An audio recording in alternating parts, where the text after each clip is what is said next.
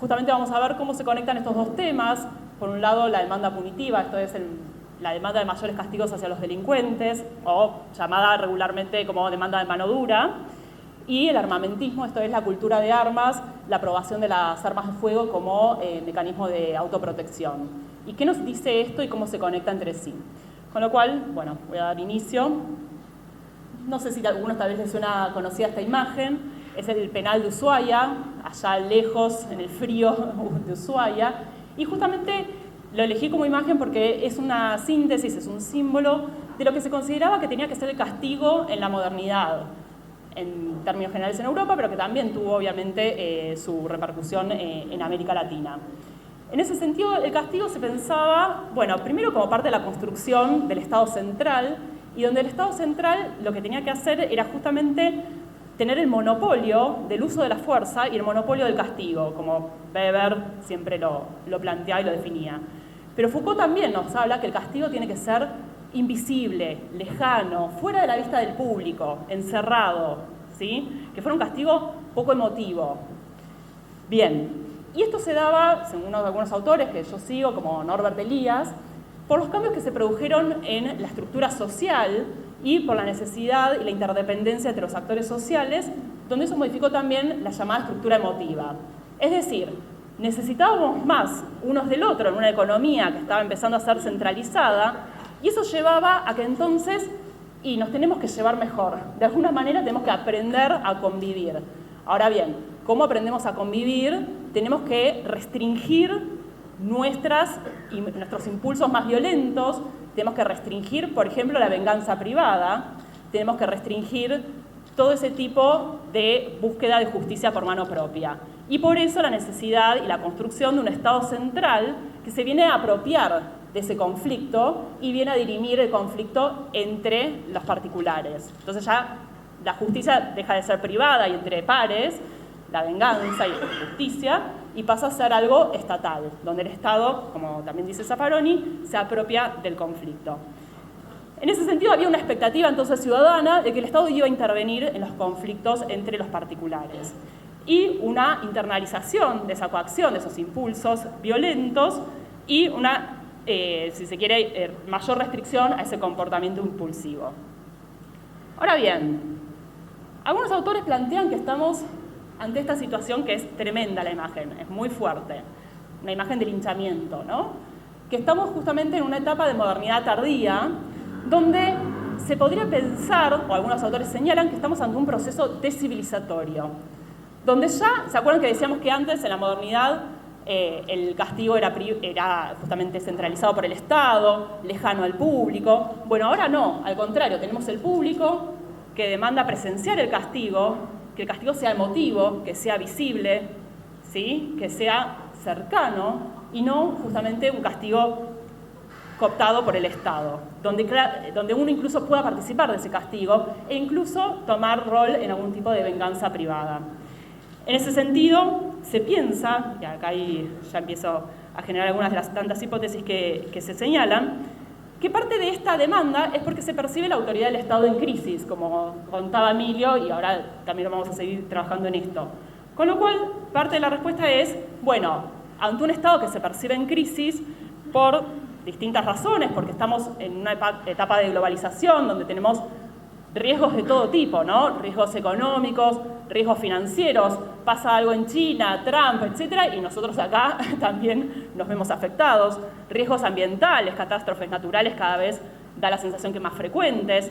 El rol de los medios de comunicación, que vi que también estaban discutiendo acá, donde los riesgos locales también pasan a ser, de alguna manera, globalizados. Entonces nos enteramos de todos los problemas, de todas las catástrofes, de todos los conflictos, entonces vivimos en estado de alerta constante y donde también empezamos a percibir que ante estos riesgos globales, bueno, el Estado Nacional no tiene tanta capacidad de garantizarnos esa estabilidad, esa trayectoria, esa posibilidad de generar una vida relativamente digna. Entonces, ante esa percepción de un Estado débil, se demanda, por un lado, fortalecer ese Estado a partir del fortalecimiento del castigo, pero también a partir de tomar nuevamente para sí el castigo entre privados. Bien, entonces, otro de los fenómenos que estaría asociado es la idea de que ya las identidades no se construyen como históricamente era alrededor del trabajo, sino más bien alrededor del consumo, en sociedades muy heterogéneas, donde justamente, y acá retomo también lo que decía Emilio, no está dada la identidad con el otro. Es decir, hay un autor que a mí también me gusta mucho, que se llama François Dubet, que bueno, fue mi director, y él dice ahora en uno de sus últimos libros, vieron que de Francia era libertad, igualdad y fraternidad, y siempre se focalizaban en igualdad y libertad. Y él dice, momento, nos tenemos que focalizar en fraternidad, porque no podemos darla por sentado que hay fraternidad. Es decir, ¿hay empatía con el otro? ¿Yo me identifico con el otro? ¿La suerte del otro me importa? ¿O cada vez me importa menos? Y cada vez estamos en una sociedad más individualista donde lo que prima es nuestras necesidades de consumo y el otro en todo caso es una competencia, un rival. La suerte del otro no me importa, no genero esa empatía. Bueno, obviamente son extremos, pero estamos señalando situaciones y algunos grandes rasgos que se estaría dando en esta modernidad tardía.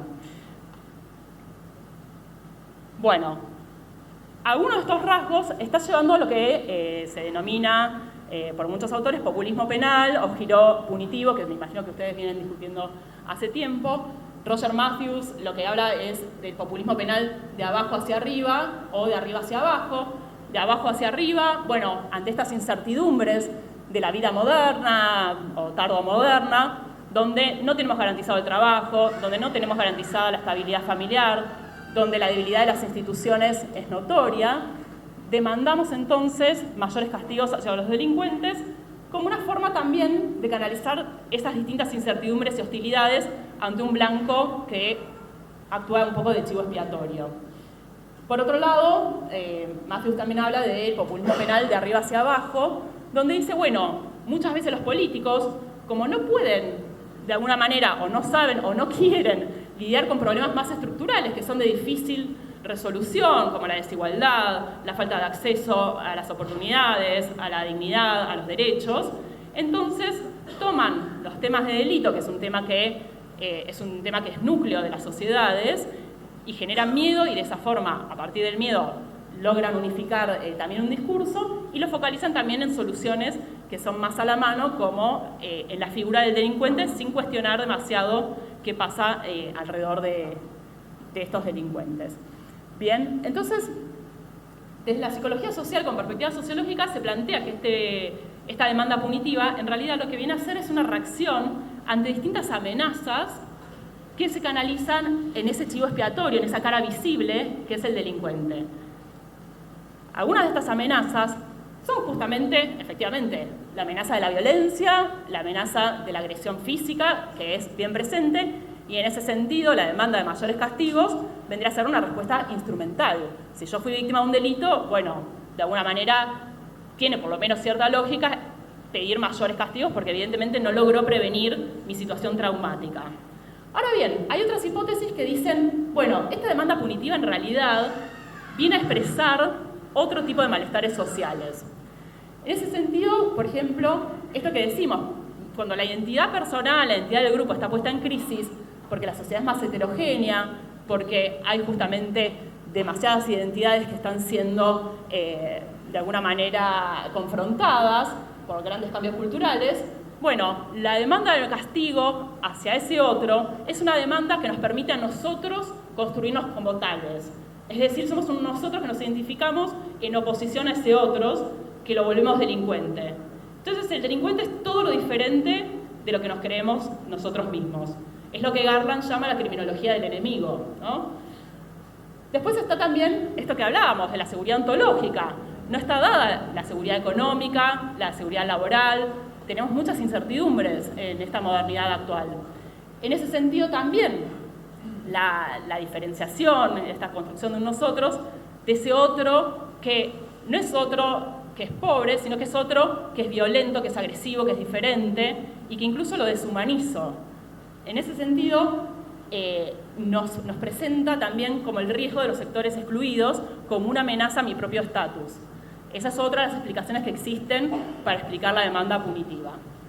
Otros hablan que, bueno, justamente lo que señalábamos antes, ante la debilidad de la percepción del Estado como autoridad, ante momentos de alta conflictividad social e incluso, bueno, ni que hablar en situaciones de guerras civiles o guerras con enemigos externos, bueno, también la demanda punitiva y pedir que un Estado sea cada vez más visible, más presente, más fuerte y más duro, también es una manera de fortalecer esa autoridad estatal que se percibe en crisis en este tipo de contextos.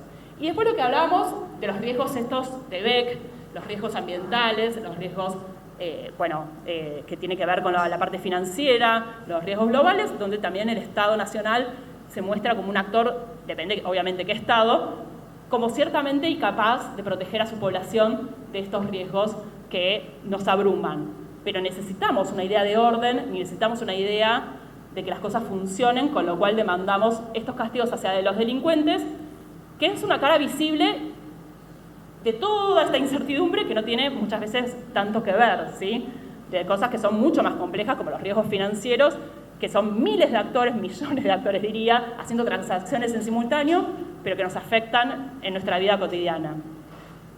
Entonces, muchas veces lo que se plantea es la idea de un consenso punitivo. Perdón que me hace un poco de calor. Un consenso punitivo. Esto es que se supone que cuando hablamos de temas de delito hay una cierta convicción de que hay un consenso de que el delito es el principal problema que tiene que atacar una sociedad, aunque después vamos a ver que esto no necesariamente es así, una idea de lo que es la atribución individual del delito, es decir, que el delito es en realidad una conducta desviada de individuos patológicos sin tener demasiado en cuenta el entorno que genera esos individuos. Otra cuestión que aparece muy seguido, la idea de suma cero entre víctima y victimario. Habrán escuchado miles de veces la idea esta de los derechos del delincuente valen más que los derechos de la víctima, ¿por qué los de unos valen más que los de otros? Esa idea de suma cero, o sea, no que todos pueden tener derechos, sino que unos están por encima del otro. La idea de que la mejor forma de lidiar con el control de delito es a través de la disuasión y la incapacitación del ofensor, ya no tanto de la idea de la rehabilitación. Y la idea de la demanda del público centrada justamente en castigos más duros, es decir, una demanda punitiva. Ahora bien, yo hice mi tesis de doctorado sobre este tema con datos del área metropolitana de Buenos Aires y tenía millones de cuadros, pero traje los más actuales para justamente, y a nivel nacional, para que nos pueda ser más atractivo para todos. Cuando uno les pregunta justamente qué medidas habría que utilizar para reducir la criminalidad, así en grandes rasgos, la gente efectivamente, más de la mitad, plantea que hay que aumentar los castigos para reducir la delincuencia. Ahora bien, hay casi un 30% que dice que hay que implementar medidas de prevención y hay otros que dicen que hay que hacer ambas medidas. Y vemos que no hay tanta diferencia entre víctimas y no víctimas, con lo cual nos plantea también cierto debate de esta idea de que la demanda de castigo es una respuesta instrumental ante una mayor victimización. Pero cuando le preguntamos de forma más detallada, bueno, ¿pero qué habría que hacer? ¿Qué medidas habría que tomar para mejorar la seguridad? Ahí, cuando lo dejamos más abiertamente, la primera medida que surge, con alrededor del 38%, es que se requiere más presencia policial, que es algo que uno escucha en general, y esto lo podemos llamar prevención situacional policial, si pensamos en técnicas de prevención. Ahora, en segundo lugar y en tercer lugar, son medidas de lo que uno podría llamar prevención social, es decir, bajar la desocupación, no tiene nada que ver con la situación, si se quiere, más estrictamente policial, más y mejor educación, es también prevención social. Después, recién, alrededor del 6% que haya penas más severas, 1% la pena de muerte, terminar con la corrupción policial, mejorar el funcionamiento del Poder Judicial, que se cumplan las leyes, es decir, lo que es prevención positiva.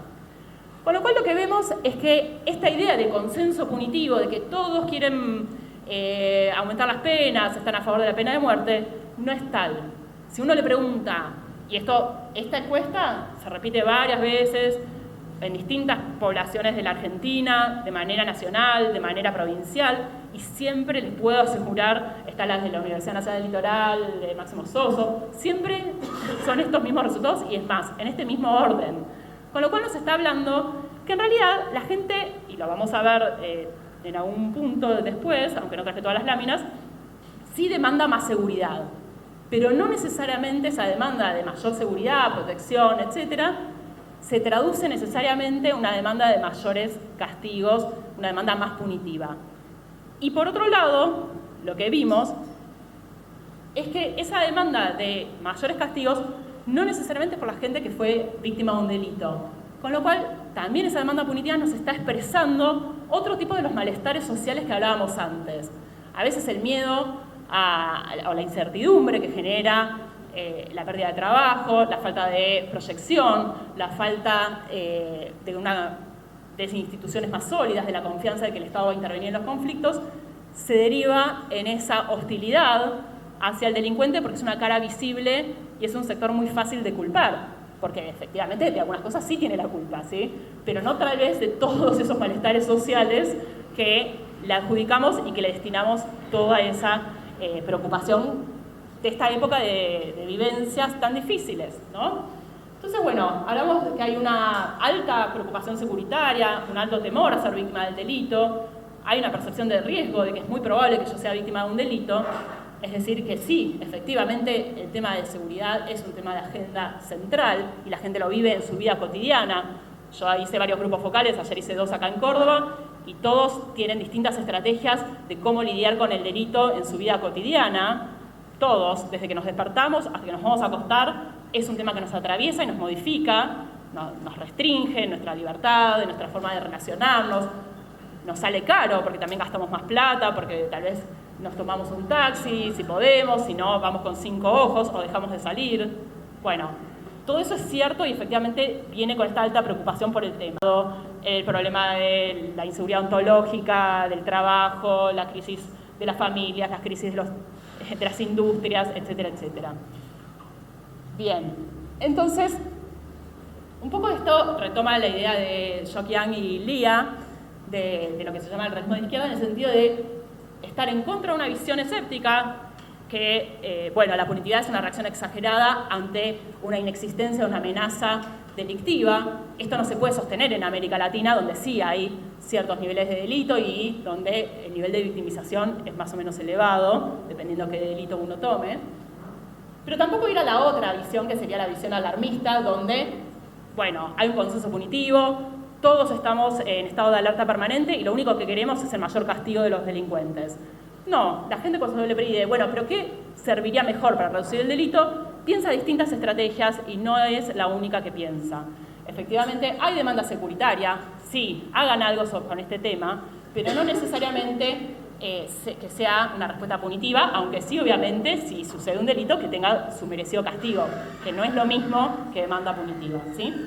Con lo cual, parte de esta demanda punitiva es esa, justamente como Roger lo plantea, la expresión del malestar de estar juntos, las dificultades que tenemos de la empatía, de la convivencia, de identificarnos con el otro y de sentirnos que somos parte de un nosotros y que los problemas que tienen los demás también de alguna manera me comprometen y son mis problemas.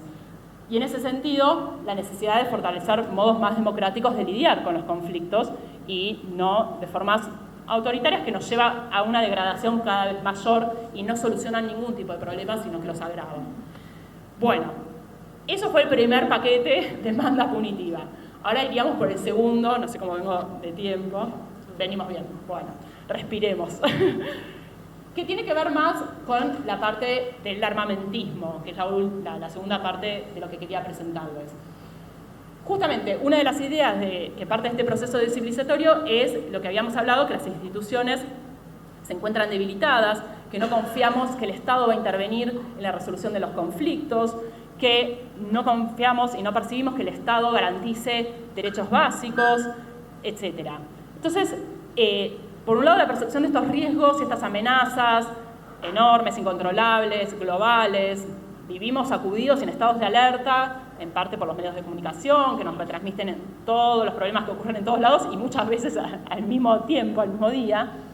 Y a su vez la debilidad de las instituciones nos genera una sensación muy complicada de mucha incertidumbre y mucha angustia, ¿sí? Entonces, en ese sentido, la idea es que esta confianza que había en un Estado centralizado, ¿se acuerdan de la modernidad?, que iba a intervenir en los conflictos, decae y por lo tanto esa coacción interna de que yo me iba no me puedo vengar porque no está bien visto, porque la sensibilidad social moderna lo veía mal, esa venganza privada, emotiva, física, visible, ese castigo corporal, bueno, empieza de alguna manera a desdibujarse y la sensibilidad social se empieza a hacer más emotiva y demanda castigos más visibles, más cercanos, donde incluso vemos también que el rol de la víctima cada vez tiene mayor protagonismo.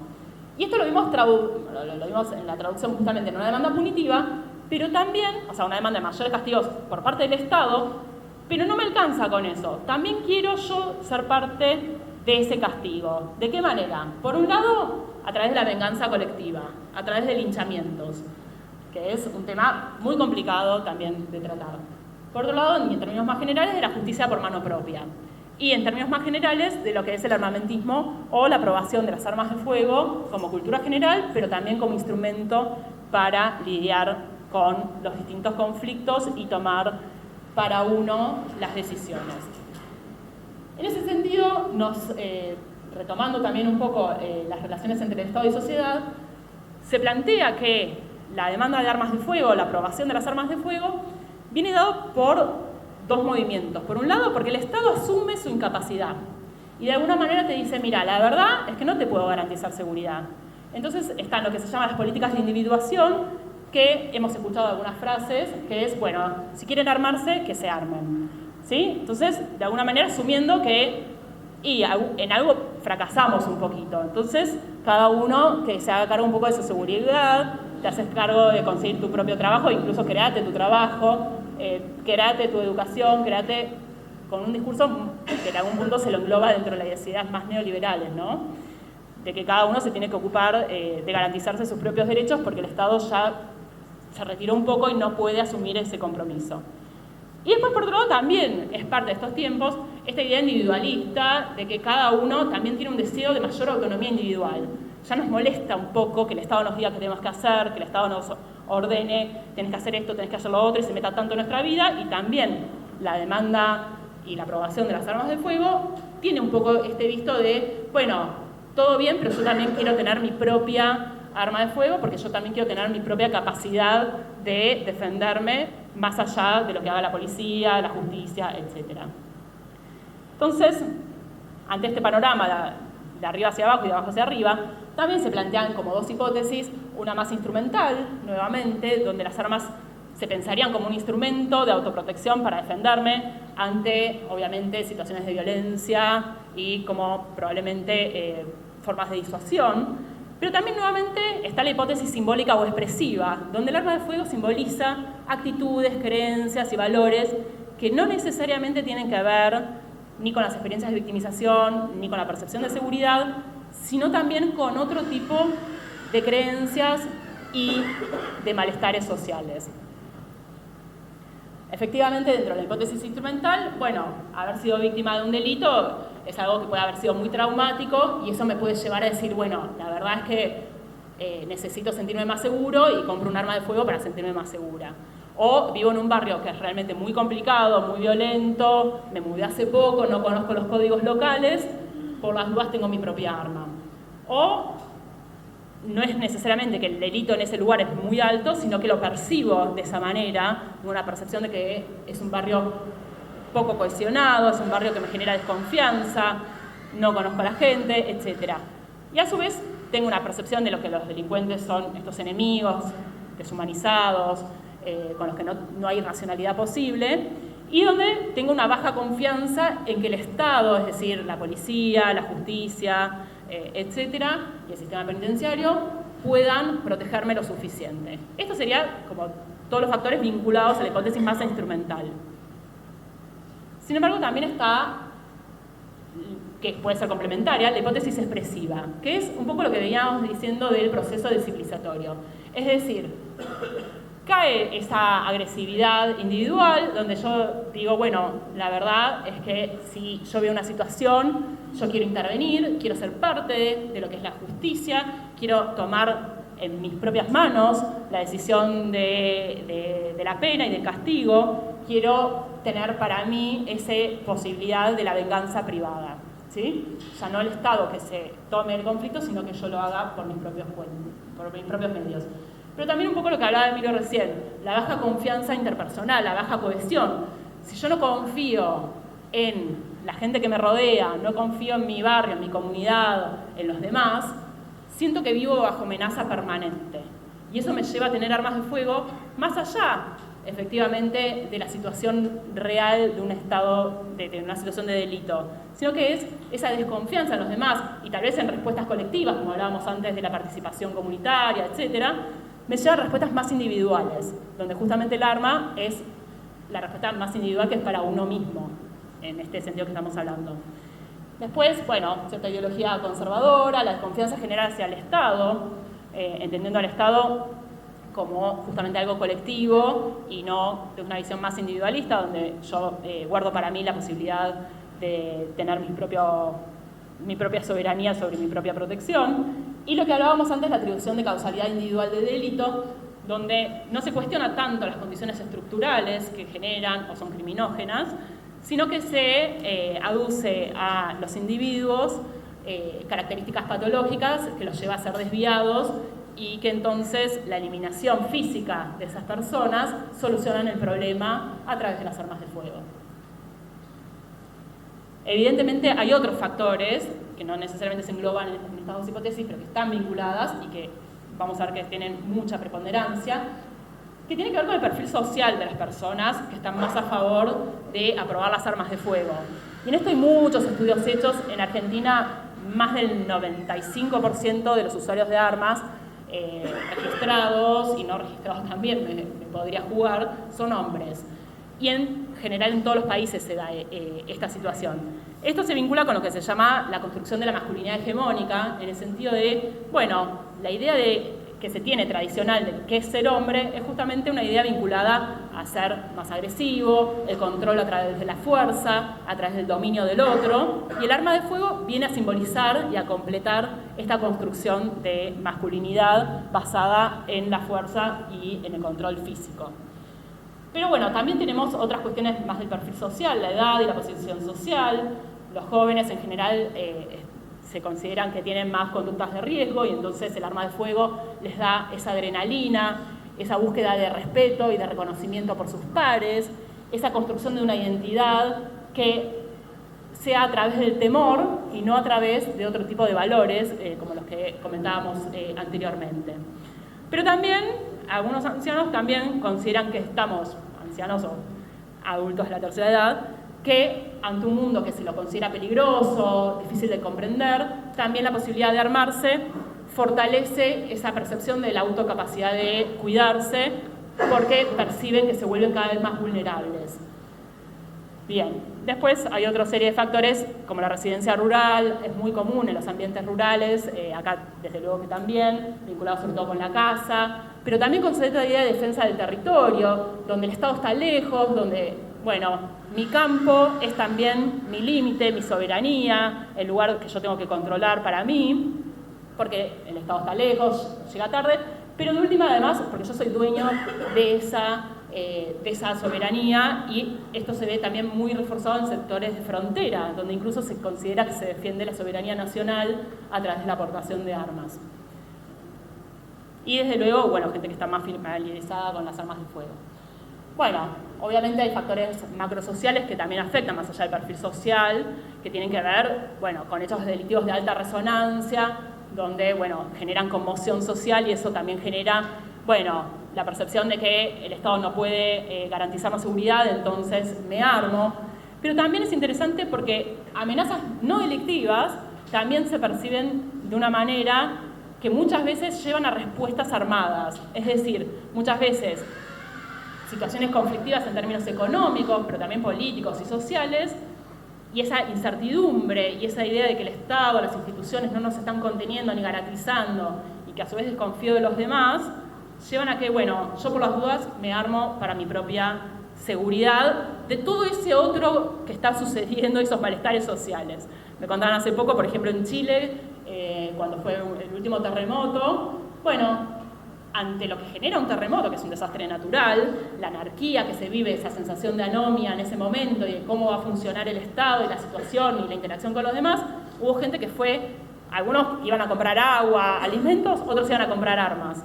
por el temor que les generaba que el Estado no pudiera, de alguna manera, generar cierto nivel de certidumbre y que a su vez la gente no pudiera confiar en los demás, ni en los vecinos, ni en nadie. Una situación que se la percibe como anomia. Todo esto justamente retrotrae al individuo, a su propia individualidad, y en ese sentido la autodefensa con armas de fuego pasa a ser fundamental. Bueno, mi hipótesis un poco condensa, agarra de las dos hipótesis instrumental y expresiva, en el sentido de que, bueno, haber vivido una experiencia de victimización delictiva particularmente violenta de forma personal es algo que puede ser muy traumático, y tal vez yo siempre me opuse a las armas de fuego, pero cuando vivís una situación así, y puede ser que te modifique tu, por más que vos sepas que tal vez aumenta los riesgos, que en realidad no protege tanto como se supone, etcétera, pero efectivamente una situación traumática, una experiencia traumática puede generarte una aprobación de las armas de fuego. En los grupos focales lo que vemos es también lo contrario. Tal vez venís de una familia donde era común armarse, donde era común tener armas de chico, o te enseñaban a cazar o a disparar, pero de repente algún conocido tuyo jugando disparó y quedó lastimado, o alguien se confundió, o hubo un caso de femicidio con armas de fuego, hace que tal vez te cuestiones, y también ese trauma lleva a que, si venías de una actitud pro armas, decidas dejar las armas. Pero bueno, es probable que la experiencia de ser víctima de un delito violento te lleve a preguntarte por el tema de las armas. Pero también, más allá de la cuestión más, si se quiere, instrumental como medio de protección, también como una expresión de todos estos malestares sociales que dijimos antes, ¿no? Como una expresión, bueno, que hacemos ante la construcción de la identidad masculina, qué hacemos para construirnos como jóvenes, qué hacemos para construirnos cuando estamos siendo más vulnerables porque somos mayores, qué hacemos justamente para estos otros malestares sociales y la percepción de que el Estado no me garantiza, de que estoy rodeada de gente con la cual no confío, etcétera, etcétera. Bueno, cuando vemos los datos, en Argentina el 37%, incluso la siguiente encuesta aumentó más, está a favor de que la gente tenga armas para la defensa personal. En otros países es mayor, a pesar de que tienen menores niveles de delito, y esto es lo interesante, que justamente cuando vemos la hipótesis instrumental, no necesariamente, o sea, las víctimas directas sí tienen más tendencia a aprobar el uso de armas de fuego para la defensa personal, sobre todo cuando fueron justamente víctimas directas y de hechos más violentos. Ahora, si fue alguien de la familia, esta relación se diluye un poco, o sea que no nos da esa misma sensación. Pero que, más allá de que esta relación sí se verifica en todos los países de la región, es un poco débil. O sea, influye, pero de una forma un poco débil. Ahora bien, ¿influye si confiamos en la policía y en la justicia el hecho de que tengamos armas de fuego? No. Influye muy poco, es muy débil. Hay gente que desconfía muchísimo de la policía, pero que está en contra de tener armas para la defensa personal. Y hay gente que, al contrario, confía mucho en la policía, en la justicia, pero también quiere tener un arma para su propia defensa personal. Con lo cual, no necesariamente es una respuesta instrumental. No es porque desconfío, entonces me armo, sino que confío, pero también me armo. También, parte de la hipótesis instrumental sí se verifica si yo percibo el barrio como un barrio donde es fácil vender drogas, conseguir gente que vende drogas, donde veo que es un barrio donde las pandillas son fuertes, o bueno, acá llamaríamos la barrita, los grupos, y donde la percepción de riesgo de ser víctima de un delito también es alto.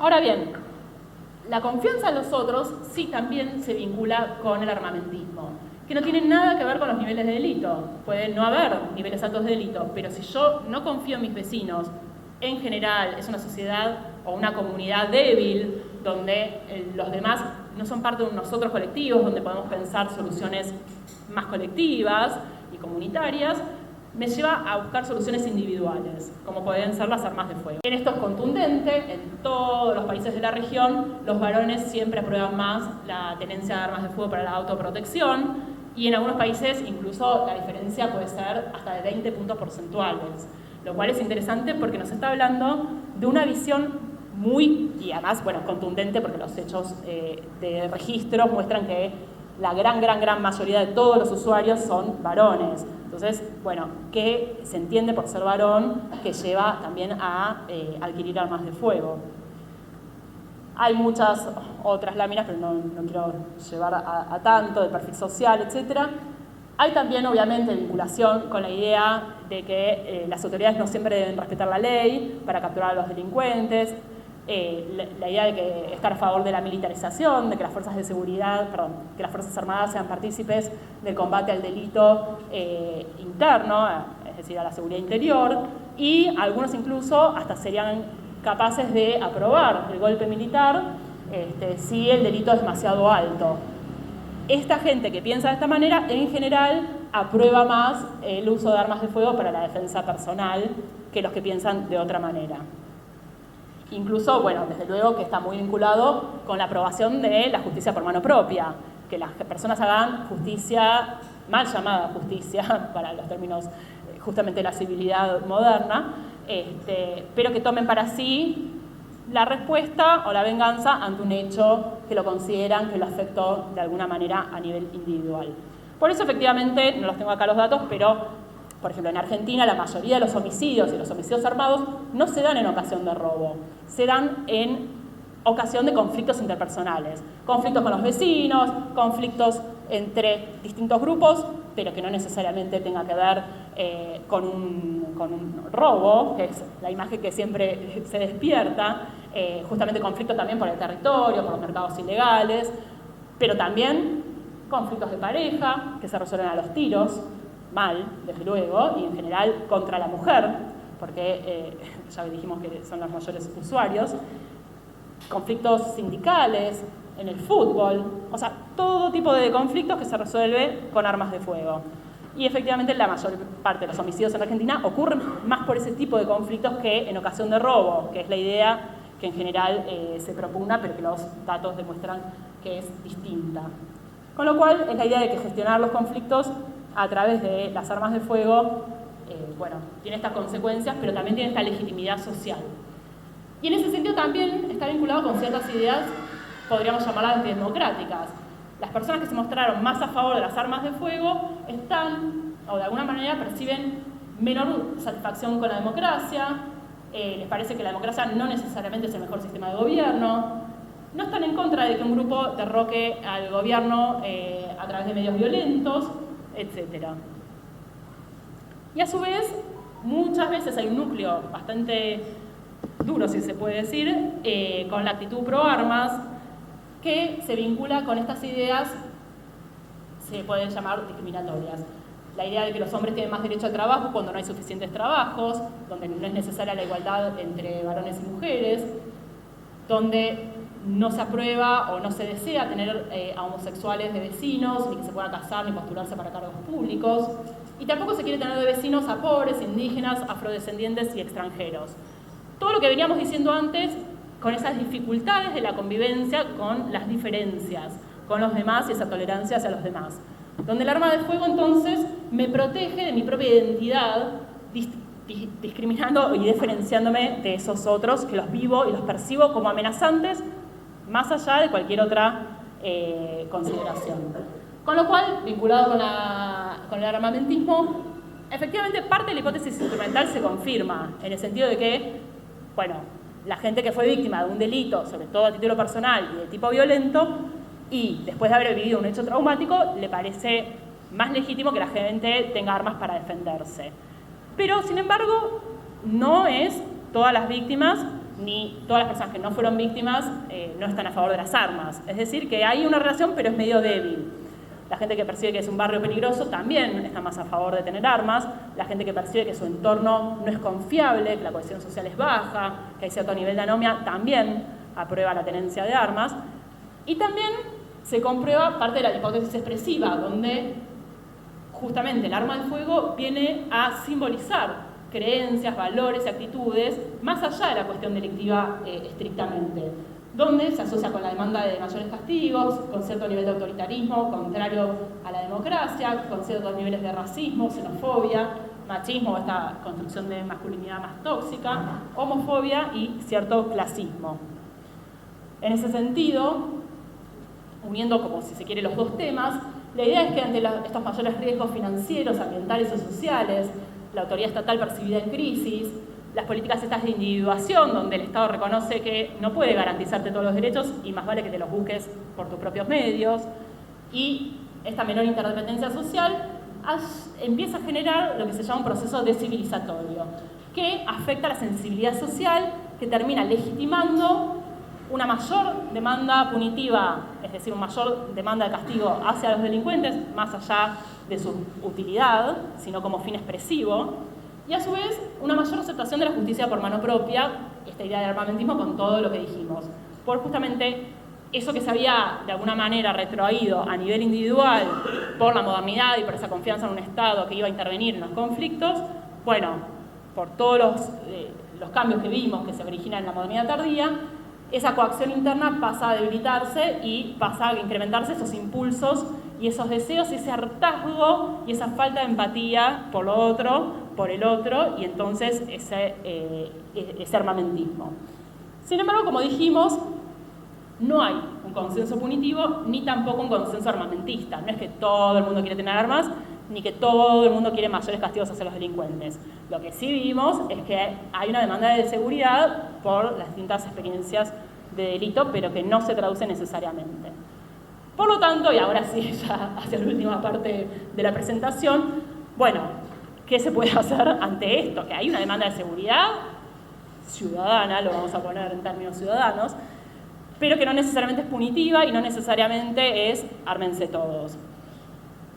Y en ese sentido, algunos supuestos de la seguridad democrática que es importante trabajar y traer siempre a colación, y que bueno, Emilio también los empezó a señalar, y bueno, que acá con Roberto trabajamos con Arrañán en su momento, fue la idea de la seguridad democrática, y que esto viene también de la Comisión Interamericana de Derechos Humanos, del informe de 2009, que la seguridad personal se la reconoce como un derecho. Esto tiene que ser un derecho fundamental de la propia vida e incluso también de su propiedad, y que esto tiene que ser una obligación del Estado. Esto es indelegable, el Estado tiene que asumir esa responsabilidad y lo tiene que hacer, ¿sí?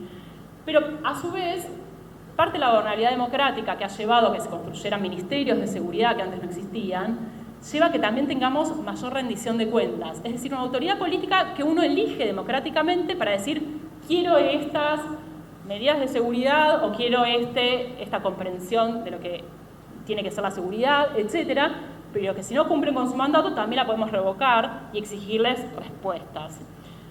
Pero a su vez también tiene que tener control sobre las fuerzas de seguridad, porque efectivamente es la autoridad elegida democráticamente que tiene que rendir cuentas de qué hace y qué no hace ante un cuerpo que tiene que ser lo más profesional posible, que respete los derechos humanos y el uso de la fuerza, que es una prerrogativa especial.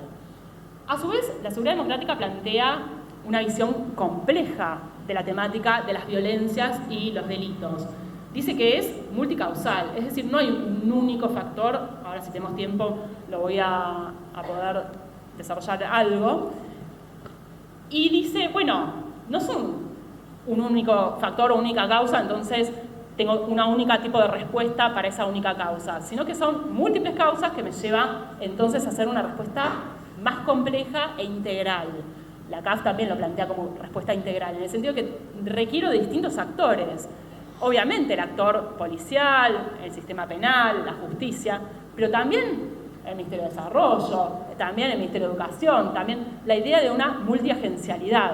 Porque muchas veces, y uno lo ve en los distintos territorios, los conflictos a veces se inician por temas que no tienen ningún tipo de vinculación con lo estrictamente, si se quiere, delictivo, sino por problemas de convivencia y de otra característica. Con lo cual es muy importante la multiagencialidad de los distintos actores estatales.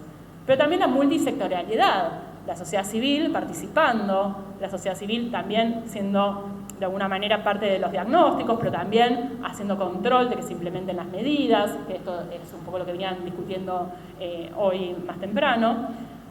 Y también el sector privado, ¿por qué no? Hay muchos lugares que las empresas también son parte de esta construcción de una seguridad en un sentido más amplio, más de seguridad ciudadana.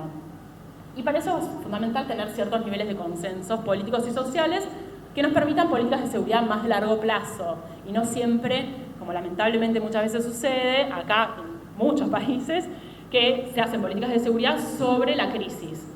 Hay un caso famoso de un robo de un banco, ahora dediquémonos a hacer seguridad de bancos. Hay un caso o 3 casos seguidos o que tienen prensa sobre robo a gente de la tercera edad, ahora hagamos políticas específicas para la seguridad de la tercera edad. Bueno, muchas veces se va siempre atrás, siempre sobre la crisis, sobre la alerta y no con un nivel de planificación que requieren estos problemas, porque son los problemas más complejos. Estamos ante tareas que son difíciles porque justamente dependen de muchos factores, de muchas agencias, de muchos sectores. Con lo cual, ir siempre sobre el incendio no pareciera ser la mejor estrategia para solucionar a largo plazo los problemas. Y en ese sentido también se vincula con el concepto de seguridad humana del PNUD, del Programa de Naciones Unidas para el Desarrollo. La seguridad de verdad, o sea, en un sentido más amplio y vinculado con todo lo que discutimos antes, es estar, obviamente, libre de violencia y libre de temor, pero también tener igualdad de oportunidades, es decir, que conecta el desarrollo, los derechos humanos y la seguridad ciudadana, en un sentido justamente más amplio. Si yo tengo mucho miedo o hay mucha inseguridad de que voy a perder el trabajo, mi seguridad en un sentido amplio no está garantizada.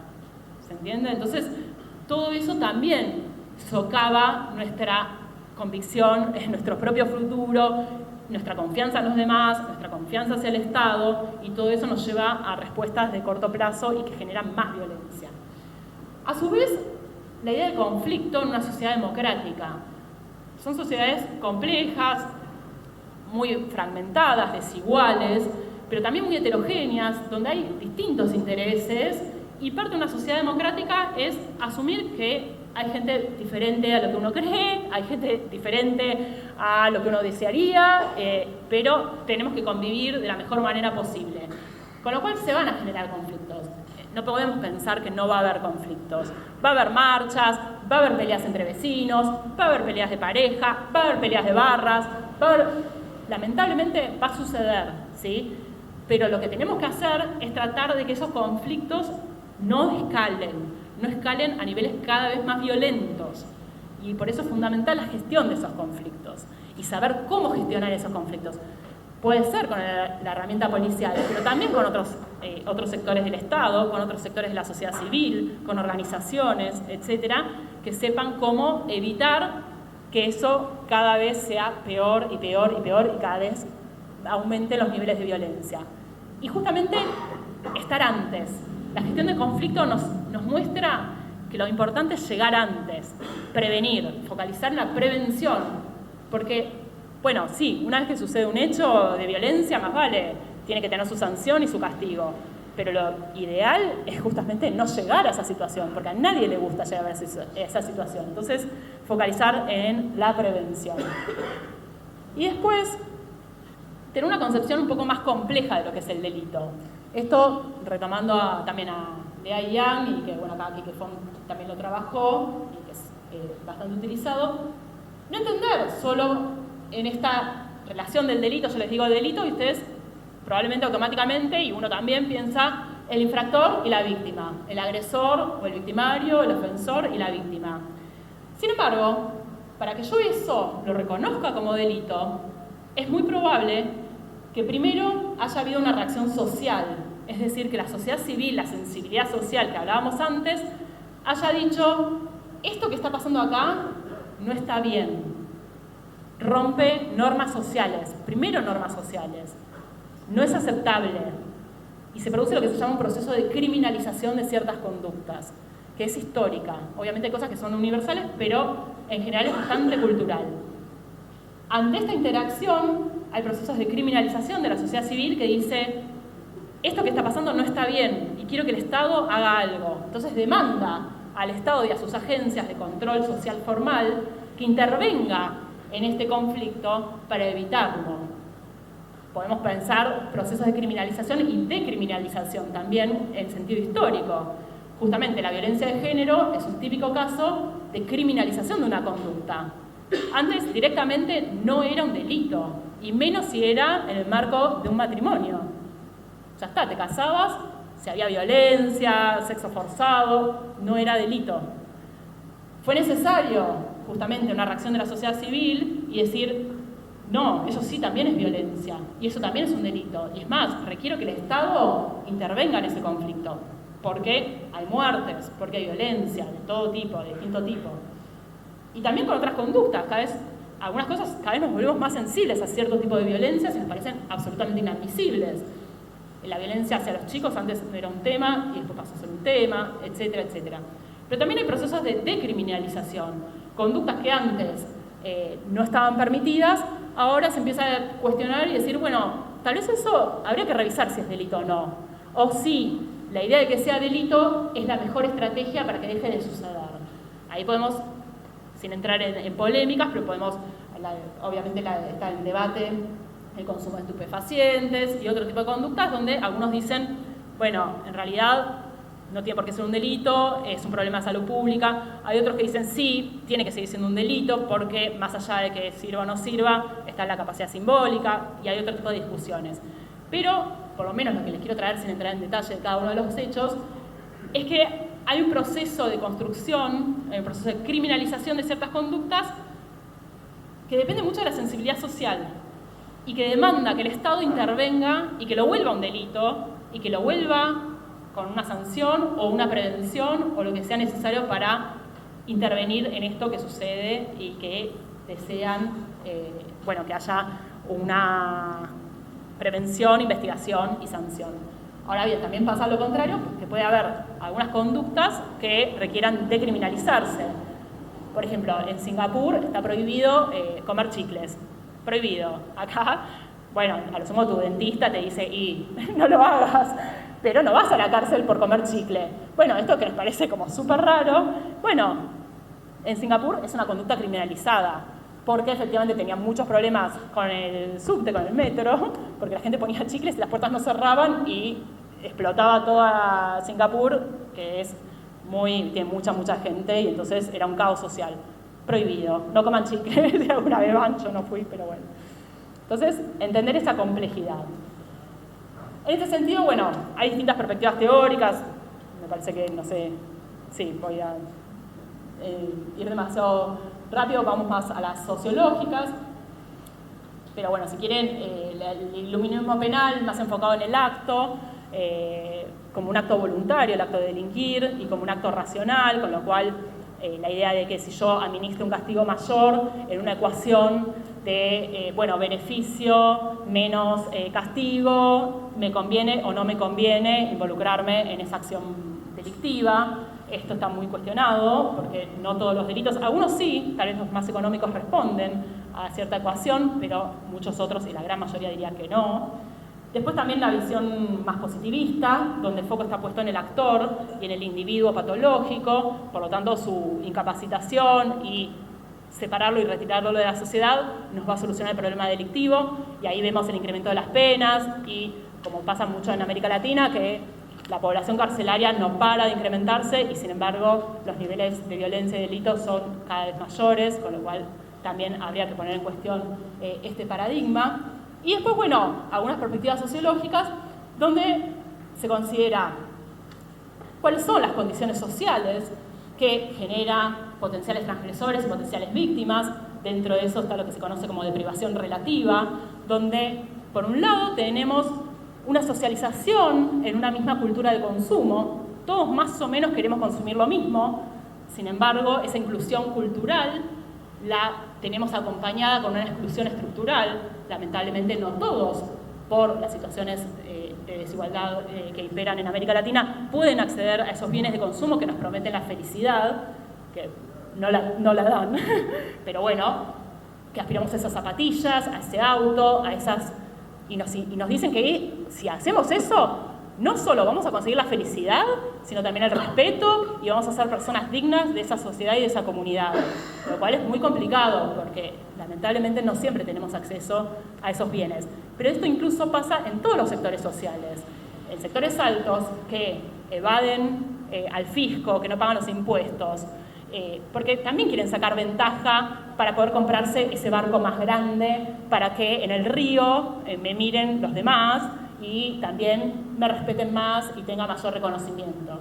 Esta lógica, la de privación relativa, opera en todos los niveles sociales. Lo que pasa que a veces es más difícil de observar en sectores altos porque tienen medios más sofisticados de hacerlo y son más complicados de entender, pero que existen, existen. Y después, lo que tiene que ver con las estructuras de oportunidades delictivas. Es decir, porque justamente hay bienes que están prohibidos o que están siendo disputados, mercados ilegales y también subculturas, generan regulaciones del conflicto de forma ilegal. O sea, el bien está prohibido, entonces los que venden ese bien regulan los conflictos que tienen a partir de ese bien de forma violenta, ¿sí? Con lo cual genera lo que es la idea de mercados ilegales. Porque el bien es ilegal, como por ejemplo el narcotráfico, pero también porque es un bien que inicialmente es legal pero fue robado. Por ejemplo, los celulares. Uno de los mercados ilegales más extensos son obviamente el mercado de celulares, pero evidentemente hay una demanda muy alta de celulares robados. Si no tenés demanda, no tenés tampoco oferta, ¿sí? Lo mismo con los autos robados, las autopartes robadas. No son bienes ilegales, se hicieron ilegales. Bueno, otros sí son bienes ilegales y por eso se resuelve de forma violenta. Y después, bueno, lo que veíamos antes, ¿qué respuestas sociales y estatales hay ante estas transgresiones, ante estos mercados? Eso va a definir mucho si hay vista gorda, si no hay vista gorda, si el Estado se focaliza en ese tipo de violencia o en ese tipo de delito, o si mira para otro lado, o muchas veces también termina siendo cómplice o termina regulando ese tipo de delito o de mercado ilegal.